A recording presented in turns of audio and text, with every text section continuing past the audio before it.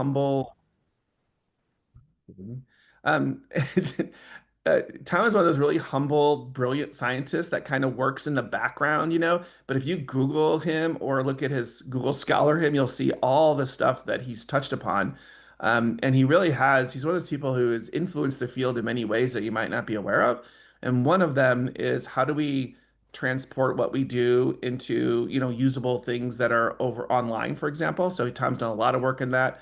But where I have worked with Tom a lot in the past is our research has also engaged in some of the eye tracking technology, and Tom has been one of the innovators and first people to look at that and develop that even further.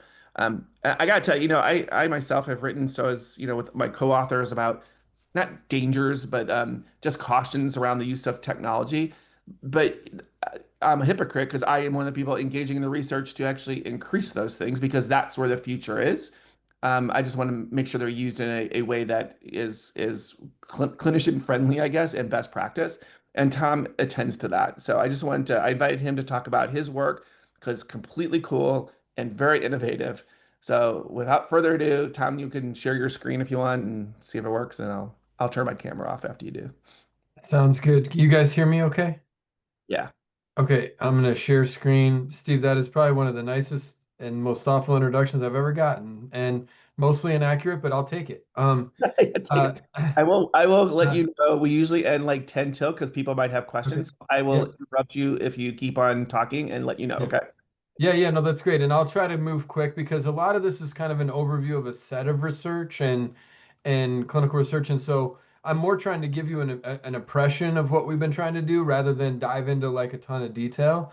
I'm happy to dive into detail if there's interest, but I also have done enough of these talks that, I kind of want to keep everybody awake and, anyway, quickly, like I am very interested in developing new measures, and Steve has been a great partner in trying to do that. And he's also done his own work in this regard, and many of you have as well. I see a bunch of people on here that I have run into your work or known you for a while, and um, I think we're all in a similar kind of boat that we want to improve clinical assessment. And so what we tried to do was develop an online neurobehavioral evaluation tool, and that's what I'll be talking about today. So um, I have some disclosures. The biggest one for this is that I'm a co-owner of two companies, iScanR and AI Measures, and some of the intellectual property that we've generated through this research is in those companies.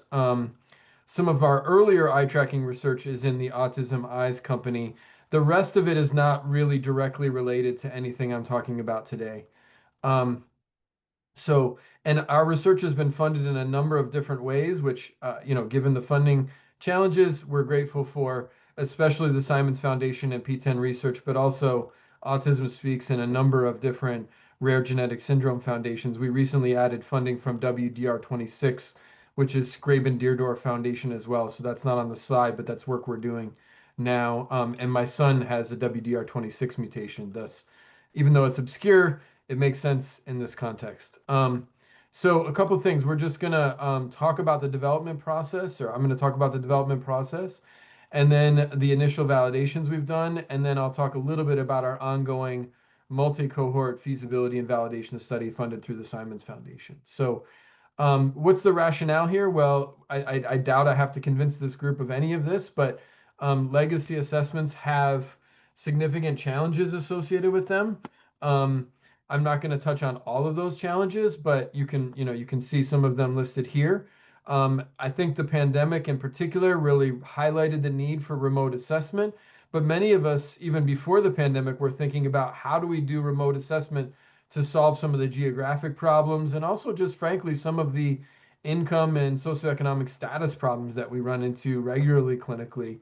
Um, and can we use remote assessment to increase the temporal resolution of what we're doing? Because if you have to bring somebody into clinic all the time, it's just not it's not really a feasible approach for high density temporal information collection. And then, broad measurement, we wanted to be able to capture information that was going to be useful, not just for sort of what we think of as core domains or features, but really a broader phenotypic spectrum of information because especially as we move to this sort of era of personalized or individualized biological treatments, we don't know exactly what those are going to do. And, many of our interventions have a much broader impact anyway. So we should try to capture this more broadly than trying to focus on specific, one or two specific domains. So our initial validation study, what do? We tried to create caregiver or parent report survey scales. And so very traditional questionnaires, right? Nothing fancy. And then we were also trying to create these webcam collected patient performance measures that I'll talk about later. So it was really a twofold process here, sort of two different modalities of assessment in our neurobehavioral evaluation tool, or NET for short. And then what do we do with that data? Well, we wanted to first look for example, in the survey scales at their structure. And then also we wanted to look at reliability and validity for both the survey scales and the webcams. And then where we could, we wanted to do some cross-group comparisons, if for no other reason than just to see, are these measures reasonably sensitive to differences that we're expecting to see across genetic syndromes or even idiopathic autism or neurodevelopmental disability. So this is generally on the right side, kind of the groups that we initially started to look at. Anytime you start a big endeavor, you get more data from some people than other people, and our ADNP group ended up being pretty small. We ended up with a larger than expected other neurodevelopmental genetic syndrome group, or NDGS for short. So, but everything's imperfect in clinical research. Again, I doubt I have to explain that to you guys. And then I just put my son's picture up there because, one of the goals of what we were doing here was we wanted to be able to capture for very profoundly affected individuals data. We can't capture everything. You can't capture the same data in somebody who has above average ability to somebody who's profoundly impacted and severely intellectually disabled. But we wanted to be able to capture a broad swath of data that would be relevant to individuals like my son. And so, we started off by trying to, on the left side of the screen, really developing the survey item banks and developing these measures and looking at their applicability and the content coverage and all that psychometric stuff that we're interested in. And then we were doing simultaneously developing these webcam performance measures and doing some initial feasibility testing, looking at how much data we could actually collect from individuals that were pretty impaired or very young. And then we administered the tool at baseline 1 month and 4 month follow-up. And so that's really what a lot of our published data is based on, this design, this data collection.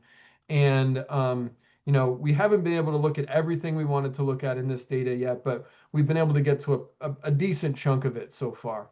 So what we did when we developed the survey scales was we started off by saying, hey, anytime you want to develop a new set of measures, and there's FDA guidance on this, and there's PROMIS as an approach, and so we wanted to really follow best practice, and we started out by saying, hey, let's take all of the prior data and information that we have, and let's put that data together into an a priori model of what we should measure or possibly measure. And then we wanted to do some concept elicitation interviews with patients and their informants, and say, hey, if we collect data from stakeholders, what are they saying matters to them? And then also let's collect some quantitative ratings as well, including quantitative ratings from scientists, clinician experts. And then let's collate that information together into a final conceptual model. And then, of course, anytime you collate data together, you realize, hey, I might need to collect some additional data on certain areas to see, what's feasible or what makes sense. And then once we did that, we started writing items and evaluating those items. And then we put together instruction sets and rating frames and response scales, and did some cognitive interviewing. So as people, we did the think aloud method coupled with a little bit of queries where we were saying, hey, fill this out, but tell us what you're thinking as you're filling it out. And then with all of that information together, we kind of revised everything and developed our final set of survey scales. And this slide is really, really busy, but it's just showing you sort of what a concept map looks like from those concept elicitation interviews. And you can see the bigger circles are kind of areas that stakeholders kept hitting on over and over again, motor, repetitive behavior, executive function, daily living skills, social communication. None of this is very surprising, I doubt. It's just just sort of giving us a lay of the land, like what do people really care about here? And then also the quantitative ratings, again, what do people really care about? So, that big blue line that you see there is kind of an average, an overall average, but you can see people care a lot about speech language, but we ended up deciding not to measure speech language with the caregiver report because we knew there were better ways to assess that objectively. And then we knew we were going to put together a receptive vocabulary measure in our webcam. So we decided not to include that one, but you can see obviously it's very important: quality of life, anxiety. None of this, again, very not surprising at all, but you can see that these were areas that people rated as more or less important.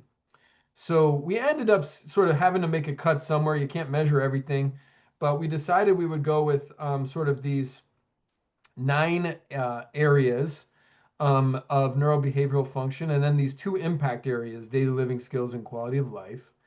And you can see some of those neurobehavioral function areas are sort of skill based, and some of them are more symptom based. So we have a little bit of a distinction between skill measures and symptom measures, which really just means the direction in which we score them. Higher scores on symptom measures are bad, or worse, and higher scores on skill measures are better.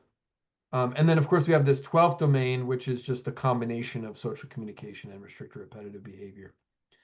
So we ended up with these scales, and we divided them again into these symptom and skill measures that you can see, and then we, through factor analyses and also some content analysis, we ended up with 47 subdomains. And we've been iterating on this tool set, by the way. So we still have 12 subdomains, but in our latest version of the tool set, we have 12 domains, and now we have 55 subdomains. We've just been adding based upon recommendations from people that are using the tools. Um, and ultimately, we hope that what we've done here with these questionnaire measures is that we're improving on legacy assessments. We're writing items to avoid bias. We're adding behavioral exemplars where the stakeholders are telling us we should add them to improve accuracy and clarity.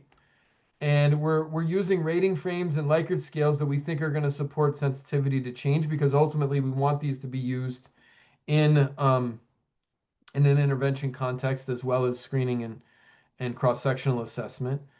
And then we also chose items to provide adequate but not excellent content coverage, with the idea being, look, there's a lot of really long measures out there that cover maybe 1, 2, 3 domains or subdomains.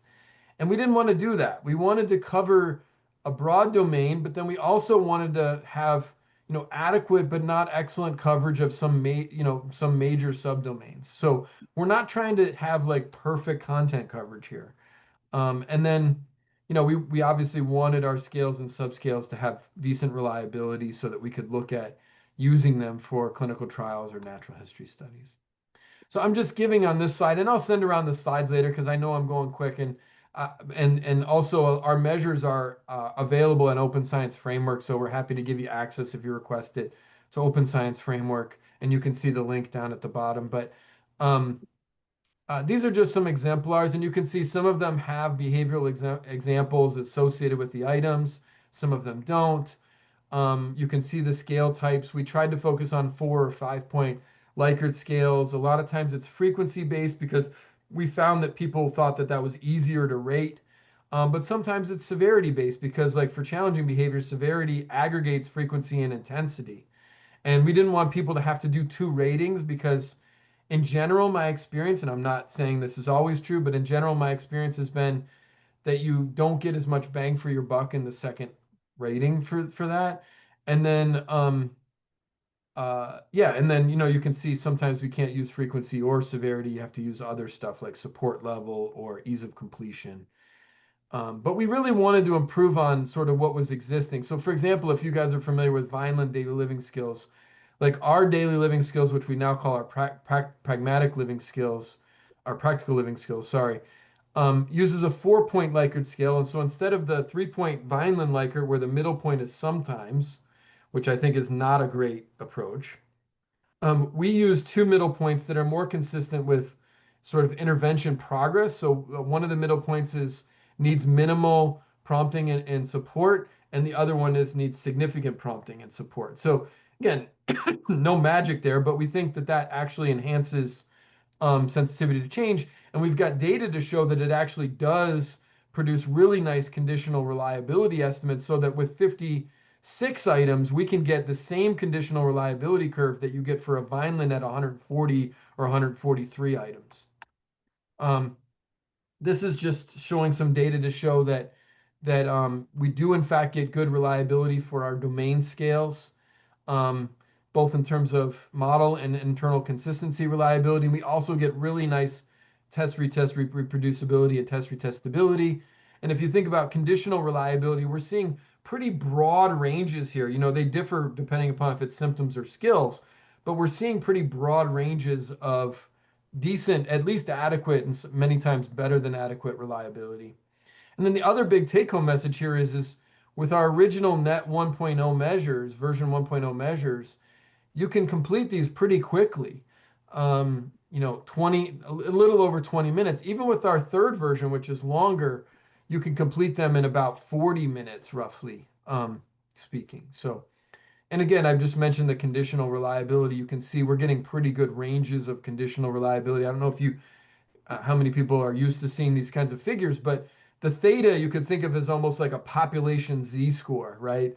And so your goal here is to get as broad a coverage as possible, right? So you want the lines to go up high and stay high for as long as possible. And we are getting that pretty good conditional reliability for our symptom and skill measures. Now, obviously, the skill measures do start to fall off at above average levels of skill because most of the time clinically we're not interested in differentiating between are you are you above average or excellent, like that's typically not a super important differentiation.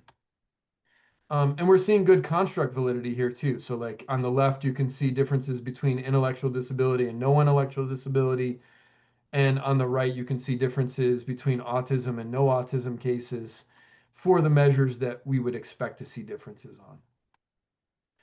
And again, we're also seeing differences amongst genetic syndrome groups. So the measures are sensitive to these differences. We published this data in American Journal of Medical Genetics. I'm not going to go through every single difference, but again, I'll send the slides. But you can just see that there are some unique patterns that emerge here. And hopefully I'll show some of that later as well. And then, like I said, simultaneously to sort of the boring caregiver report measures, we're also doing these webcam collected measures. And so, this is based on some literature reviews that we've done, meta-analyses, showing that, there are differences, for example, between ASD and non-ASD cases for looking behavior and gaze tracking behavior. And this holds up even in the highest rigor studies. So we do think there are real patterns here for autism. And then, of course, we would like to be able to use these webcam-based measures to actually assess meaningful constructs. And so this is just us showing that some of our measures are related to ADOS severity or to autism diagnosis. The other big thing, the innovation we tried to create here is it's not just that we wanted to say, where are you looking? We also wanted to know, where are you looking at what time? Because sometimes, especially social looking, may be more about when you're looking there versus just are you looking there. Um, and this is a paper we published a while back where we showed, for example, that you can get cross-cultural um, uh, comparability in these constructs. So one of the things we showed with our social attention paradigm with eye tracking is that you can actually get this global social attention gradient, which just says, how much social attention are you allocating? And that social attention gradient seems to be pretty consistent across cultures. In this case, a US English language culture, and in the other case, a Qatari Arabic speaking culture. Um, and then you also get some of these specific things like, where people are looking in terms of faces or abstract or body regions. So a lot of this old work, I'm going through it because it just gave us confidence that, hey, there's something here. We should look at this. We should try to build measures around it. And at the same time, like we were recognizing that, hey, if you want to do this at scale and you want to do this remotely, we've got to look at webcam collection rather than using these infrared in-person eye tracking approaches, which are expensive. I mean, they're getting less expensive, but they're reasonably expensive. They're certainly more expensive than a standard eye webcam on your tablet or PC or Mac. And so we started to look at webcam tracking, and everything we've done has been on a 10-inch screen or larger, 30 frames per second webcam, which is standard, nothing fancy in terms of the webcam. And all we're doing is we're just showing stimuli, measuring gaze and facial expression, and then aggregating everything into some measurements that we think have either cognitive or behavioral value. Um, we also built the paradigms to not require motor or speech responses because, again, we wanted to take into account individuals that were very young or very impaired. So these are the 5 paradigms we've created to date. I've talked a lot about the social attention stuff.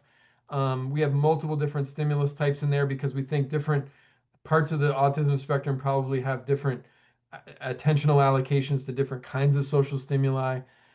We've got a receptive vocabulary paradigm where it just says, look at the ball, look at the person eating, etc.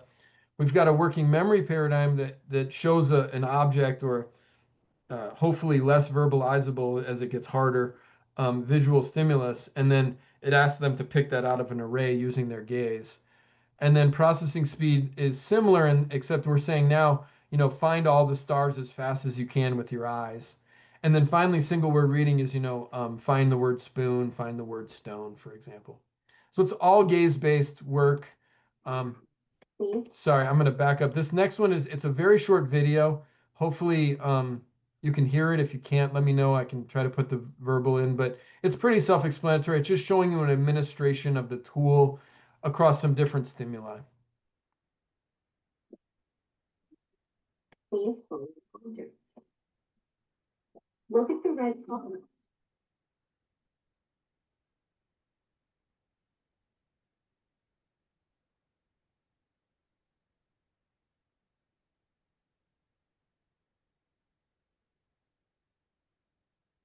Follow the red color.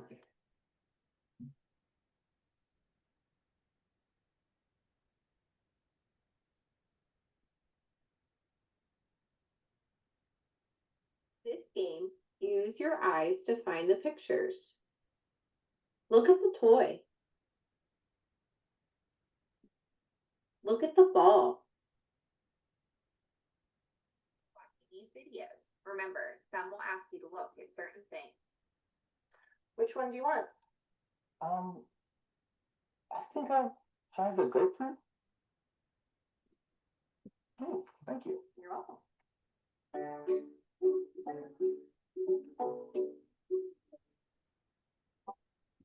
The car.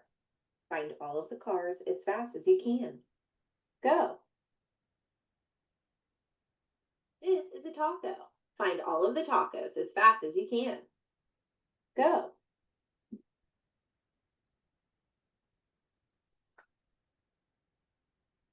All right. So just trying to kind of give you a flavor for what this looks like. A lot of our work has been published in the American Journal of Medical Genetics. You can see these. I have a reference list at the end too, and I'm happy to distribute it. But what we're seeing, on the webcam side is pretty strong evaluation validity. So a lot of people can complete these and get valid data, which was really encouraging for us, even in people with intellectual disability. Now, obviously, we can't get perfect data on everybody. I mean, that would be, outrageous. You just can't do that, especially with people with severe intellectual disability. But we were encouraged by what we saw.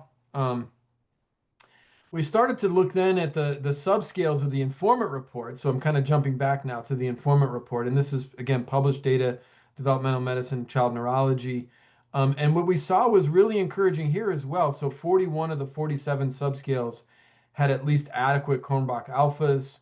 We were seeing pretty good test-retest reproducibility, pretty good test-retest stability. Um, and then, generally we were seeing pretty good ability to detect reliable improvements in symptoms. So we calculated reliable change indices. And yes, you need a decent sized change, but 1 to 1.5 standard deviations for symptoms, about 0.75 to 1.25 standard deviations for skills, but still, I mean, decent ability to detect reliable improvements. And again, I just mentioned to you that we see these sort of unique patterns across genetic syndromes, which suggests that our measures are sensitive enough to pick up on these cross group comparisons. So this is an example for SYNGAP. where you're seeing a lot of more significant restricted repetitive behavior and challenging behavior, also some restless sleep. Compare that, for example, to P10, where you just see sort of minor stuff around distraction. I mean, it's not minor to the individuals, but relatively speaking, minor around distraction and restricted interests. So then we started to look at, can we expand our social measurement on our webcam as well? And it looked like we could, at least for some measures. So we expanded out to 17 total webcam collected patient performance measures. And then we started to take a look at some of these measures, the original set of measures, the original 11 measures that we had. And they showed, again, really good evaluation validity, good internal consistency reliability. Um, and then they were also showing some good criterion related or known groups validity. You can compare intellectual disability to no intellectual disability. You see some pretty big differences around reading and overall attention. On the autism side, you see nice differences in social and face preference and non-social preference in the expected directions. You see correlations with estimated cognitive ability, correlations with reading, correlations with social preference, and even correlations with non-social preference. So I'm sorry, with restricted repetitive behavior and non-social preference. So it was nice to see sort of preliminary evidence of construct validity. We're also seeing really nice dynamic ranges for these measures. So that was also pretty encouraging. Like, hey, we're getting we're getting measurements here that are probably going to be sensitive to change. Um, and then, we started to take a look more deeply at some of these social measures, pulled out some more specific things like facial affect recognition and social versus abstract preference and joint attention. And again, you lose some data here because these are smaller numbers of stimuli, but in general, you're seeing decent internal consistency reliability. Some of the measures look like they're not very stable, though. So the face related and the non-social attention measures are less stable. And we don't know exactly why. It may be because there's not enough indicators there. But at least we're getting some measures that seem to be stable over time, like joint attention and social versus abstract preference. And facial affect recognition was very stable. So we think these will be useful for tracking in the future. And then yeah, again, just seeing some group differences in the webcam as well. So like, even though the P10 group tends to be our least impaired group, it shows higher levels of non-social preference. Um, and even though our SYNGRAP group and our Milan syndrome group tend to be the most impaired groups, you do also though see some impairments in global social attention and the other neurodevelopmental genetic syndromes as well. So just giving people a sense. And then this is amongst the individuals with genetic syndromes, can we detect autism in these groups? And it looks like our measures do have some validity for detecting autism in these groups. And this is a really short paradigm, so I think that's kind of cool to be able to do that so quickly, right? Only 4 minutes, and we're getting decent detection of autism in these groups. And by the way, this was replicated at baseline 1 month and 4 months, so that's also kind of nice to see. So the Simons Foundation funded us to do like a larger scale feasibility and collect some data on stability and hopefully sensitivity to change. And so we're doing that now. We're in the middle of that, and you can see the aims here. We have 3 cohorts. One is a large Spark cohort. Another one is a clinical sample that we're getting through Metro Health Medical Center, which is a really challenging sample to recruit. And unfortunately, we probably won't hit 300, although it looks like we're at least hit 200 there. And then we have an in-lab cohort that allows us to take a really careful look at our measures and compare them to sort of legacy assessments. Um, and this is just showing recruitment. We've actually done pretty good job at recruitment. We're picking everything's picking up over time. So we're starting. We do have some data loss, not surprisingly, at 6 months, but we think we're doing pretty well here. And I'll just sort of wrap up things a little bit, and then hopefully leave room for questions. But um, the main take home message I hope people get out of this is that for large cohorts and for rare disease studies, and then hopefully for various elements of clinical practice, We think remote assessments like the neurobehavioral evaluation tool can become very valuable. They're less expensive and they're fairly scalable. They're completed. They can be completed and almost anywhere. The survey scales. Most parents are doing these on their phone. Um, you know, really convenient. They're fairly low intensity. Even the webcam, even if you do all 5 paradigms in the webcam, it's generally about 25 minutes, 30 minutes. If you only do one, like social attention, it can be as short as like 7 minutes with the training. Um, then, you know, obviously the geographic issues, the temporal granularity issue, capturing a wide phenotypic spectrum, and then improving the power of clinical trials. So, I've been having conversations with a couple of different pharmaceutical companies because they're very interested in having measures that are denser that allow them to increase power, but also look at sort of when are they seeing an effect. And then, we're going to complete our multi-cohort validation study. We hope to do additional validation studies, sensitivity to change work. We hope to have this commercially viable online platform for research and clinical practice. So we actually have the platform available now through our company with the survey scales and some decision support. Um, and we have some early adopters in that as well. But we're working now really diligently on getting the webcam measures into that system as well. So we already have a system for data collection for our webcam measures, but we don't have a reporting system for clinical work. So we're hoping to have that done later this year. And I would also just mention that the FDA recently accepted our measure set into the RDEA outcome measure evaluation program. So that was really exciting for us as well. Um, and Yeah, I won't belabor this. This is a slide that I show for clinical trials where, if you increase the amount of assessments done remotely, you can actually decrease the detectable effect size. And that's pretty cool because a lot of these rare genetic syndromes, you can't have huge clinical trials. So, and this is just thanking everybody who's been involved in the project. Just a lot of great support from a lot of different people, and my two really close collaborators, Mirko Oljerovic and Antonio Harden. So, thank you guys, and I'll show you some of the references, and I can send around the slides as well. Thank you so much. Yeah, go ahead and unshare if you would. Yes, sorry, Um, I'm trying to get the thing to cooperate. Um, okay, there we go.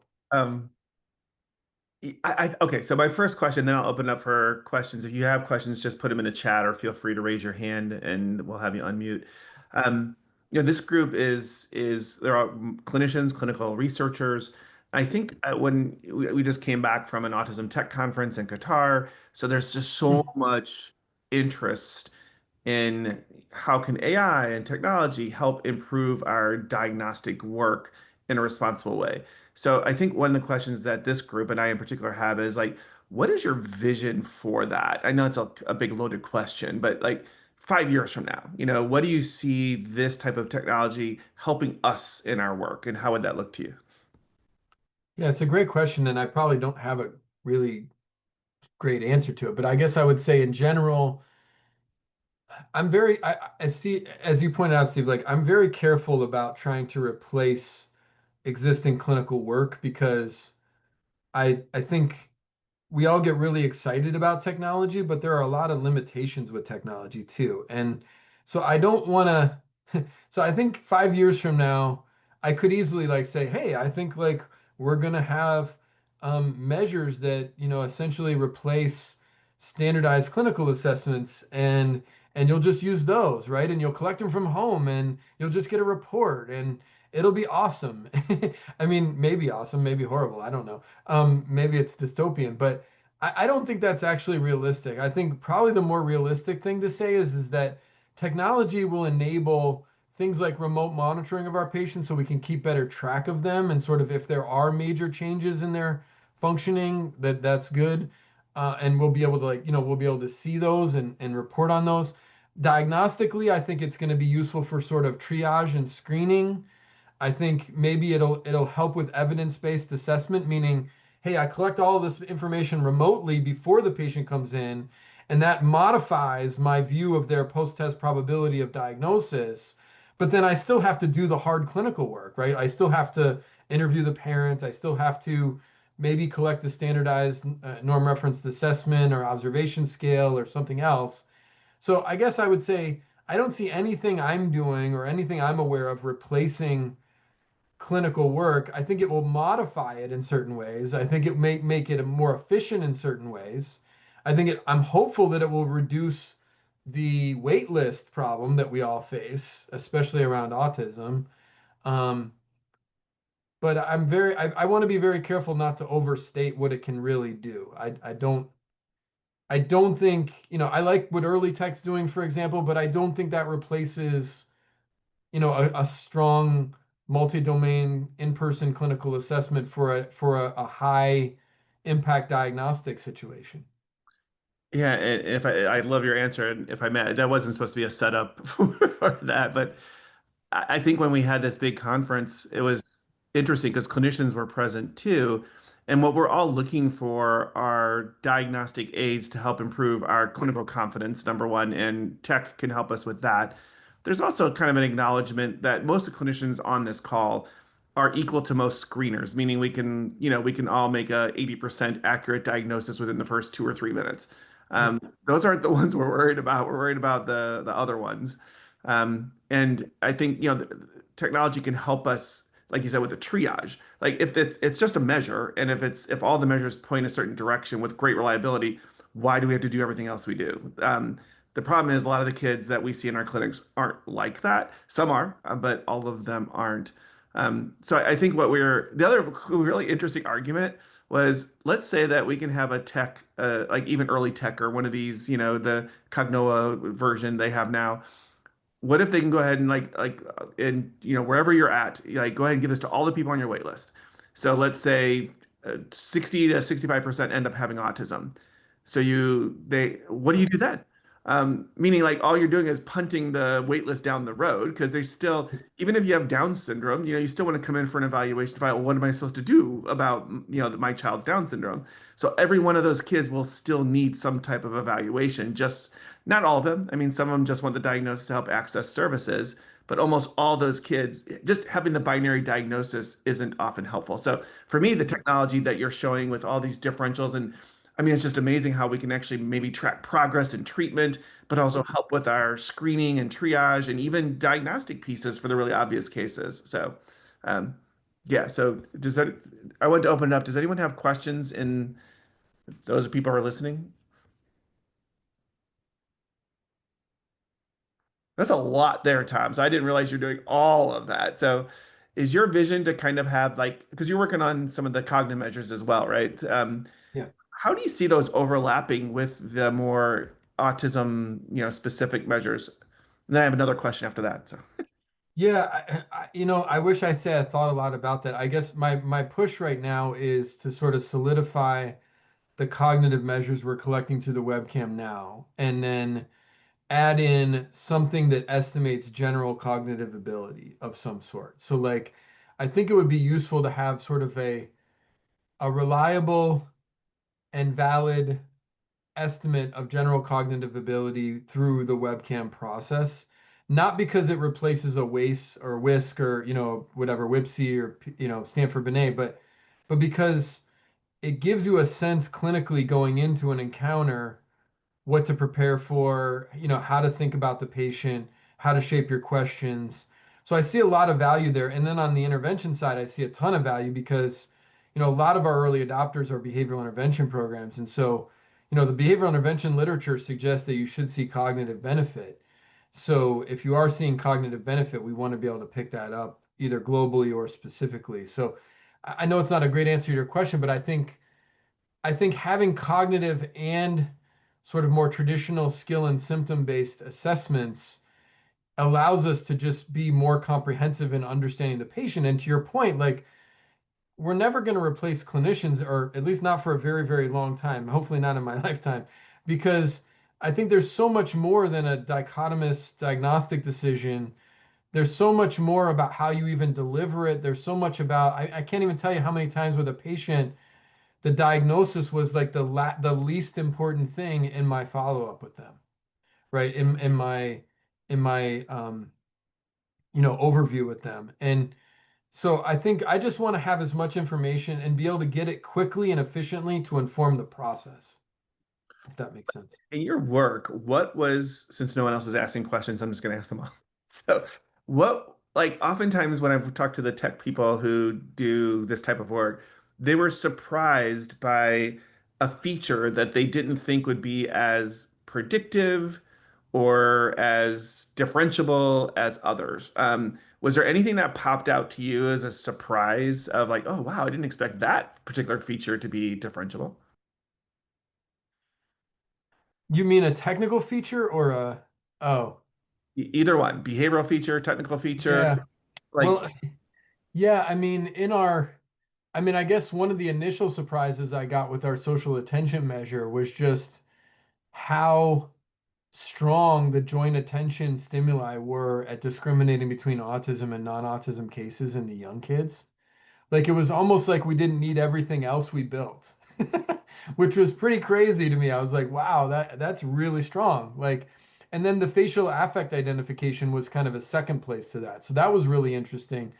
I think the other thing that I was kind of surprised by initially and continue to be surprised by was just how much general attention data we can get from kids that are pretty impaired.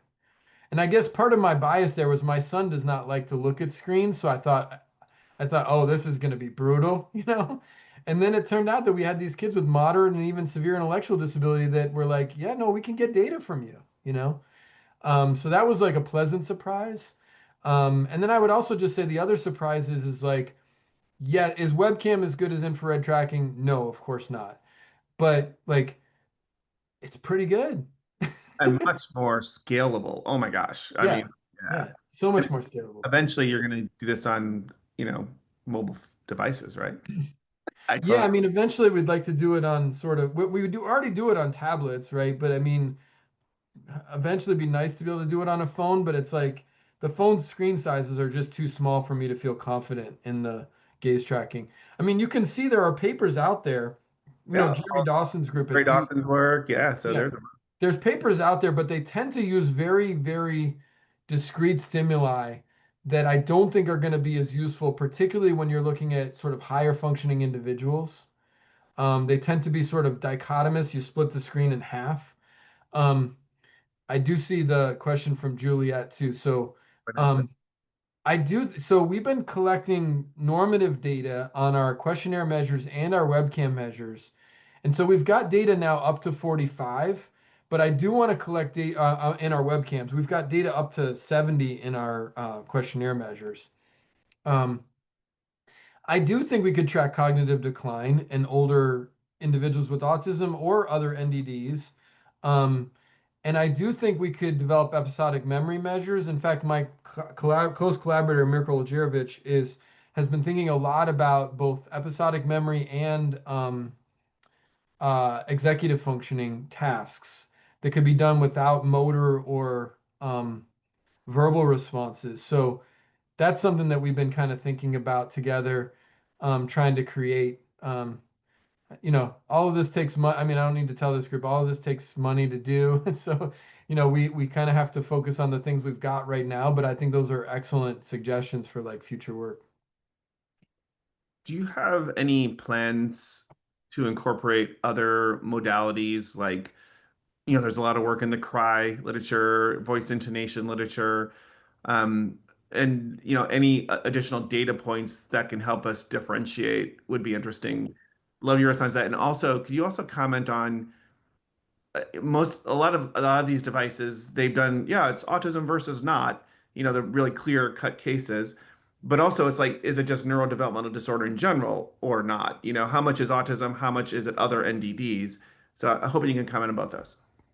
Yeah, no, I think I'll start with the second one. And that's a great point. Actually, you need large samples to look at it because NDD is heterogeneous, obviously. I mean, autism is heterogeneous too. So, but I mean, you need pretty big samples, in my opinion, to look at that. And you also have to be careful because the way you construct an NDD sample can be very, very different. So like we think heterogeneity is bad in autism, but think about it. Like you could have an NDD sample that would have people with ADHD, predominantly people with ADHD that are, of average cognitive ability or above, or you could have an NDD sample that's dominated by intellectual disability. So like, you have to be very careful about the NDD versus not comparison, but I do agree that it's a really interesting and useful comparison. We just haven't done much work there for the reasons I stated, the methods reasons. What was the first part, Steve? I forgot the first part of it. Oh gosh, what was the first part of it? No, I forgot. um, I got wrapped up in your answer. Sorry. yeah, yeah, no.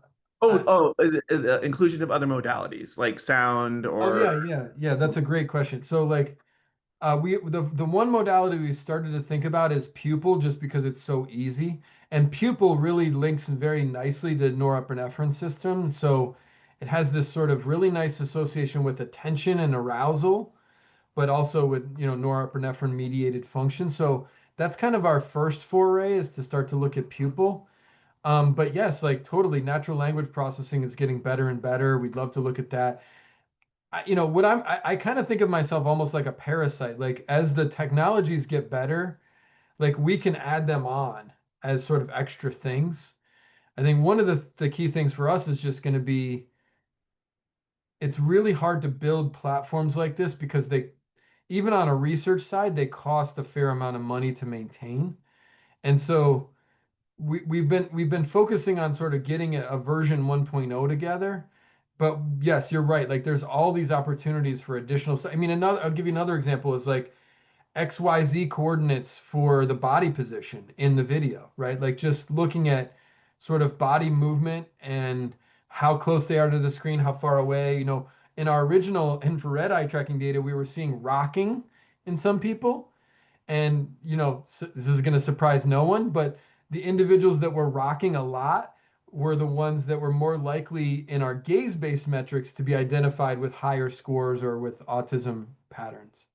So like, we weren't measuring rocking from a discrimination perspective, but when we looked at the data, it was like, oh yeah, the actual behavioral data was giving us information that was consistent with other things. yeah, the thing that really intrigues me again as a clinician is AI slash other technology can pick up on things that I'm not consciously picking up on. And I'm also reminded of Jerry Dawson did a presentation in SAR on her work, and she was surprised at the motion part. The like was one of the biggest differentiators. Even stuff that like we don't pick up on, like just slight head shake, that we don't usually pick up on or notice consciously, was one of the biggest differentiators. So. I mean, Yeah, for me, I'd love to have some type of technology that again is aiding what I can already see and enhancing my confidence. Like, oh, just like any other measure or thermometer or whatever, it's like, oh, this is yet another piece of data to help me understand. It's more aligned with autism or not autism would be really cool. right. Right. And I'll give you another example. In our gaze data, I have a video that I show people of two kids who are the same age. One is diagnosed clinically with autism and one is not. And I show you the gaze point as it moves around the screen for both kids. And I do it at full speed. And when I do it at full speed, basically everyone says, I can't tell the difference. Right. But then when I slow it down, some people, not everyone, but some people will start to say, oh, yeah, it does look like the red point, which happens to be the autism point, is looking more at some of the non-social features.